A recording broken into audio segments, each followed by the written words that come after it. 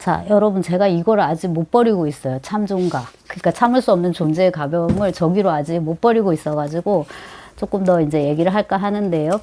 제가 어디까지 읽었었죠? 어디까지 읽었었죠? 어쨌거나 이제 그 사비나의 입장에서 한번 얘기해 볼 수 있겠다라고 이제 했었는데, 70소까지 읽었다고 말씀을 드렸던 것 같네요. 그리고 이제 사비나의 입장에서 얘기를 해보면, 키치를 말씀을 드렸는데, 그건 조금 더 뒤에 나오고, 사비나는 무엇보다도 배반의 화신이다. 그러니까 사비나가 그 보헤미안 지역에 살았나요? 근데 사비나가 그림을 잘 그리잖아요. 어릴 때부터 잘 그렸고, 그 다음에 이제 14살인가에 남자친구가 생겼는데 아빠가 남자친구 못 만나게 했잖아요. 그래서 또래의 남자친구를 사랑할 수는 없지만 피카소는 사랑해도 됐다. 그래서 이제 방에서 이렇게 피카소 그림 그리고, 그리고 이제 그림을 자기 길로 택하게 되는데, 어머니가 병사였나요? 그리고 나서 얼마 안 있다가 아버지가 상실감을 견디지 못했다고 할 수도 있을 것 같은데 자살을 했던 거 그렇습니다. 그래서 이 사비나에게의 삶이라는 거 굉장히 소설적이고요. 쿤데라 소설 속의 주인공들은 정말 소설처럼 살아요. 그쵸? 소설 같은 삶을 사는 사람들에 대한 소설이 쿤데라 소설인 것 같기도 하고요. 자, 그리고 이제 사비나가 지금 프라하에서 이렇게 그림 그리고 이렇게 살고 있는데 자기 화실이 있고 엄청 멋지게 살잖아요. 사실 되게 자유분방하고 결혼을 했었는데 남편은 되게 얼빵한 이런 잘 기억에도 나지 않는 이제 그런 사람이었는데 이혼을 해버리고 이런 여자는 애도 낳으면 안 되죠. 그죠? 굉장히 이건 이제 시종일관 자유로워야 되는데 애가 있으면 이제 둘 중에 하나인데 매이던가 아니면 이제 내가 자유로워지려면은 어미로서 못할 짓을 해야 되는 거잖아요. 애를 떼야 되니까. 그런 식인데 이제 이 사비나는 그러니까 아예 이제 그런 식의 고민을 안 해도 되는 인물로 이제 이 설정이 된 거예요. 자, 그러고 이제 그림을 그리고 있는 그런 화가로 이제 나오는데, 토마스하고도 사귀지만은 프란츠라는 남자가 있어요. 이 프란츠는 교수인데요.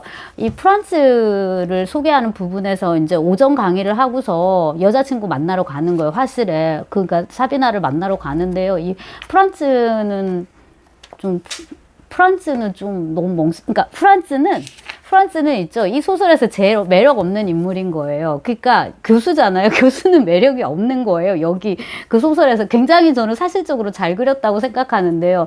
되게 고루하고요. 그 다음에 이제 사비나가 어릴 때부터 던져버리고 싶은 정체성 중에 하나가 여성이라는 정체성인데 너는 여자잖니. 여자는 이러면 안 돼.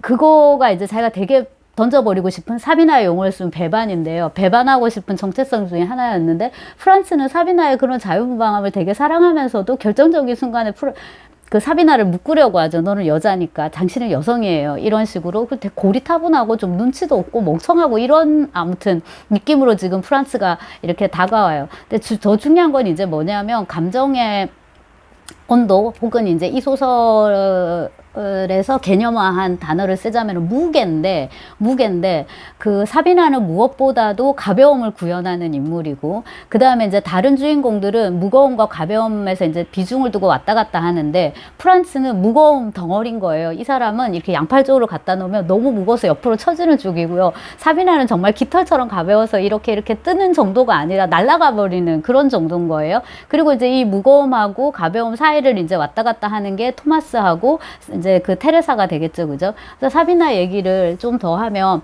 끊임없이 이제 가벼움을 이제 추구하는 그녀에게 있어서는 그 이제 결국에는 프란츠도 뭐가 됩니까? 무거움인 거죠. 귀찮으니까 떼버려야죠. 그렇게 이제 될 수밖에 없으니까 이제 도망을 거의 치다시피 이제 하는데 그렇게까지 갈 건 아니었는데 프란츠가 이제 너무 감정이 무거워지니까요. 부인한테 고백을 해버린단 말이에요. 자기 이제 바람 그거를 배신한 거를. 그러고 이제 완전히 그 사비나한테 오려고 하는데 사비나는 그게 싫은 거잖아요. 지금 이 관계가 좋은 거잖아요. 저는 이거 좀 이해가 되거든요. 제가 지금 이렇게 살고 있지는 않지만 정말 너무나도 이해가 되는데 사비나가 프란츠를 사랑하는 거 혹은 토마스를 사랑하는 것은 그들이 온전히 100% 내 것이 아니기 때문에 그들과 삶을 무겁게 진행하지 않아도 되기 때문에 그들과 관계를 맺는 거거든요. 그거를 토마스는 잘하고 있어요. 근데 토마스가 테레사가 생겨가지고 정사를 하는데 막 시계를 보면서 빨리 가려고 하니까 괘씸하긴 한 거예요. 그래가지고 일부러 양말을 숨기는 좀 재미있는 짓궂은 짓을 하긴 하거든요. 그 정도의 뭐 질투야.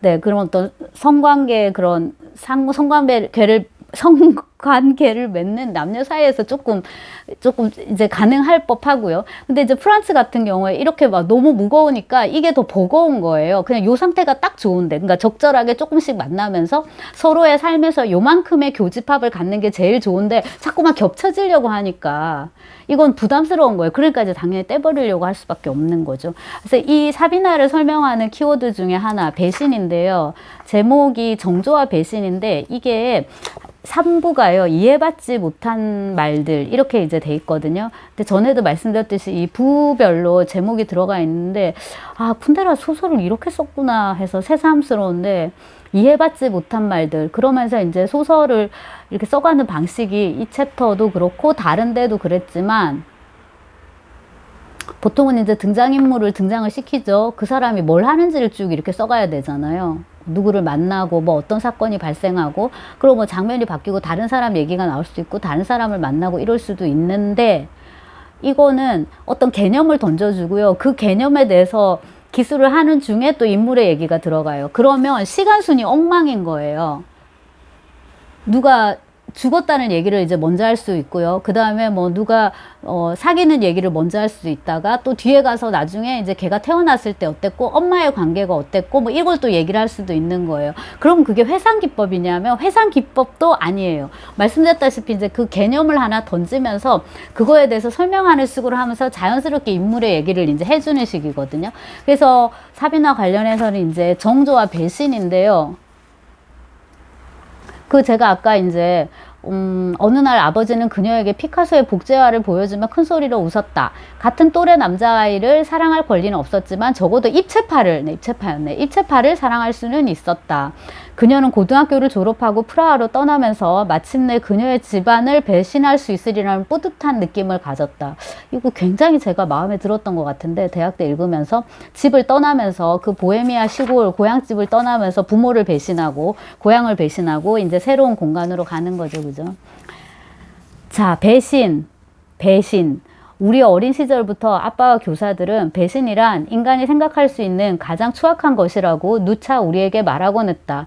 그러나 배신한다는 것이 무슨 뜻일까? 배신한다는 것은 줄 바깥으로 나가는 것이다. 배신이란 줄 바깥으로 나가 미지의 세계로 떠나는 것이다. 사비나에게 미지로 떠나는 것보다 더 아름다운 것은 없었다. 줄인데 요즘 선호하는 개념으로는 선인 것 같아요. 선. 어떤 선을 넘어서 그 선 바깥으로 이제 떠나는 거거든요. 자, 그러고 이제 미대에 등록을 했는데 피카소처럼 그리면 안 되는 거죠. 여기서 이제 이 소설에 깊숙이 들어가 있는 어떤 정치적인 맥락인데요. 사회주의 리얼리즘이 이제 핵심인 거예요. 그래서 이 젊은 친구들이 사비나도 그렇고 뭐 프란츠도 그렇고요. 토마스 테레사 다 마찬가지인데 체코에 계속 머물지를 못해요. 스위스로 갔다가 스위스도 쭈리히에 있다가 제네바에 있다가 파리도 가고요. 여기 사비나도 파리로 가고, 그래서 자꾸만 놓치게 되는데 인물들이 여기저기 왔다 갔다 하게 돼요. 그리고 최종적으로 소설의 시간을 이렇게 톱았을 때 최종적으로 그 사비나가 머무는 곳은 뉴욕이에요. 뉴욕이 굉장히 사비나한테는 정서적으로 잘 맞는 걸로 그렇게 이제 나오고, 뉴욕을 설명할 때도 유럽적인 것과 좀 반대되는 그런 공간으로 이제 얘기를 하죠. 일단 이제 대륙을 떴으니까 미국으로 가는 순간 뭐 체코건, 그러니까 뭐 프라하건 취리히건 뭐 파리건 전부 몽땅 다 합쳐서 다 유럽인 거거든요. 그 유럽적 정서하고는 되게 다른 어떤 낯선 곳, 그게 이제 매력으로 다가오는 곳이 뉴욕이에요. 자, 그러고 아버지도 이제 자살을 했고, 그녀는 다시 배신하고 싶은 욕구에 사로잡혔다. 자기 자신의 배신을 배신하기. 이게 말장난 같은데도 은근히 되게 재미가 있고, 자기 자신의 배신을 배신하기. 그녀는 남편에게 그를 떠나야겠다고 선언했다. 그리고 남편에 괄호치고요. 기인이라기보다는 거추장스러운 주정뱅이로만 보이는 남편이에요. 그러나 B를 위해 A를 배신했는데 다시 B를 배신한다고 해서 이 배신이 A와의 화해를 의미하지는 않는다. 이혼한 여자 예술가의 삶은 배신당한 그녀 부모의 삶과는 닮지 않았다. 첫 번째 배신은 돌이킬 수 없는 것이다. 첫 번째 배신은 그 연쇄작용으로 인해 또 다른 배신을 야기하며 그 하나하나의 배신은 최초의 배신으로부터 우리를 점점 더 멀리 이끌고 가기 때문이다. 그러니까 이것이 변증법적 지향으로 가지 않아요. 자, A를 부정하고 이제 B가 있고요. 합쳐져 갖고 이제 어떤 진퇴제에 이르잖아요. 그러면 이제 변칙법적 지향이네요. 또 이제 가고 또 이제 가고 계속 이제 배신을 하게 돼요. A를 배신하고 B한테로 갔다고 했죠. 근데 B를 또 배신했어요. 그렇다고 해서 다시 A에게로 돌아가지 않아요. 새로운 C가 있을 수는 있겠죠. 그러니까 끊임없이 배신을 하고요. 계속 배신하다 보면은 누구를 배신하게 돼요. 나 자신의 배신까지 배신하게 되는 거예요. 그래서 이제 궁극적으로 사비나가 도달하는 것은 어마어마한 그 허무, 공허 이런 건데, 제가 좀 전에 읽은 부분은 156쪽, 157쪽이고요. 165쪽에 보면은 이제 조국을 떠났단 말이에요. 그 프라하의 봄에 이제 그 소련 탱크 들고 와가지고요. 다 떠났는데요. 자, 그녀가 아버지를 배신했을 때 삶은 길고 긴 배반의 길처럼 그녀 앞에 활짝 열려 있었고 매번 새로운 배반은 마치 악덕처럼 승리처럼 그녀를 유혹했다. 그녀는 대열 속에 머무르고 싶지 않았고 머무르지도 않을 것이다. 항상 같은 사람, 같은 단어들과 더불어 대열 속에 영원히 머무르지 않을 것이다. 그녀가 자기 자신이 저지르는 잘못에 자극받는 것은 바로 이런 이유에서이다. 과도한 자극이 불쾌하지도 않을 뿐더러 오히려 사비나는 승리를 거둔 듯했다. 눈에 보이지 않는 그 누군가가 그녀에게 갈채를 보낸다는 느낌마저 받았다. 그러나 도치감은 어느새 번뇌로 바뀌었다. 어느 날인가 이 길의 막바지에 이르고 말 것이다. 언젠가는 배신과 결별해야만 했다. 영원히 중단해야만 했다. 이 배반의 역동성이라는 게 굉장히 마음에 들었는데요. 저는 배신보다는 배반이라는 단어를 조금 더, 왜냐면 배신은 이제 여기 처음에도 나오지만 어떤 신념을 배반한다인 거잖아요. 그래서 그냥 어감도 배신보다는 배반이 조금 마음에 들었는데, 아무튼 배반하고 하다가 결국에는 이제 자기 자신의 배반을 또한 이제 배반해야 되는 그런 시점으로, 그런 이제 지경에 이르는데, 이것이 결코 비극이 아닌 것이요. 왜 그러냐 하면요. 이게 이제 참을 수 없는 존재의 가벼움이란 말이에요. 201쪽인데요. 이제 제네바에서 4년 있다가 사비나는 파리에서 살았는데, 한 인생의 드라마는 항상 무거움의 은유로 표현될 수 있다. 사람들은 우리 어깨에 짐이 얹혔다고 말한다. 이 짐을 지고 견디거나 또는 견디지 못하고 이것과 더불어 싸우다가 이기기도 하고 지기도 한다. 그런데 사비나에게 도대체 무슨 일이 있었던 것일까? 아무 일도 없었다. 그녀는 한 남자로부터 떠나고 싶었기 때문에 떠났다. 그 후 그 남자가 그녀를 따라왔던가? 그가 복수를 꾀했던가? 아니다. 그녀의 드라마는 무거움의 드라마가 아니라 가벼움의 드라마였다. 그녀를 짓눌렀던 것은 짐이 아니라 존재에 참을 수 없는 가벼움이었다. 요게 201쪽인데요. 요게 이제 이 소설의 제목으로 올라갔고, 쿤데라 본인도 이 제목이 되게 좋았나 봐요. 그러니까 이 억구 자체가, 그러니까 불멸해서 자기가 지금 생각하고 있는 이 이야기에다가 제목을 붙인다면은 참을 수 없는 존재의 가벼움이 제일 적합할 거라고. 그랬더니 이제 그 아베나리우스인가요? 친구인 그 교수가, 다 교수를 왜 이렇게 떠벙하게 나오는지, 그 제목은 벌써 써먹었잖아. 그랬더니 아니, 이 소설에 붙였어야 됐어 라고 얘기를 하잖아요. 근데 아무튼 이 조합을 이제 얘기하는 캐릭터가 바로 사비나다. 그녀의 드라마는 무거움의 드라마가 아니라 가벼움의 드라마다. 그녀를 짓눌렀던 것은 짐이 아니라 존재에 참을 수 없는 가벼움이다. 그래서 무거움이 아니라 가벼움에 짓눌린다는 거는 어떤 느낌일까? 이 사비나의 느낌인 것 같고요.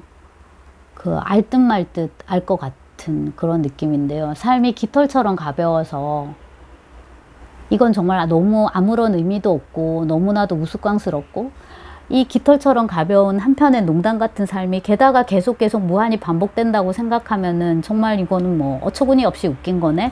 이렇게 되는. 그래서 맨 처음에 이 소설의 처음을 여는 그 니체의 영혼 회귀 사상 자체는 아니죠. 그거에 대한 쿤데라의 이제 정리인 거죠. 그거랑 호응하는 측면이 있고요. 요렇게 이제 얘기를 한 다음에 바로 나오는 게 202쪽에,